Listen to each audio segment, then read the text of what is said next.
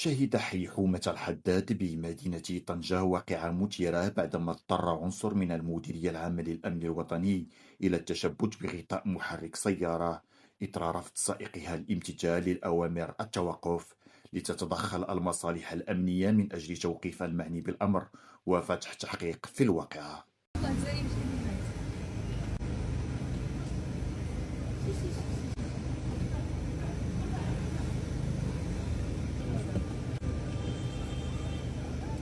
صافي الحابس دابا لا والو الحابس الحمد ولا يسوق بالسيئة عاد دابز معاهم.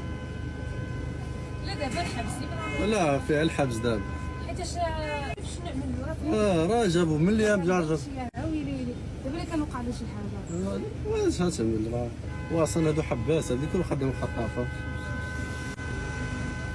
دابا اللي كيخاضوا انت شحال كيعملوا اختراع يعملوها بالحق الا كان وقف له الصراحه الله ما كان يوقع والو. كانوا يقدروا يتفاهموا معاه. الزراب على راسو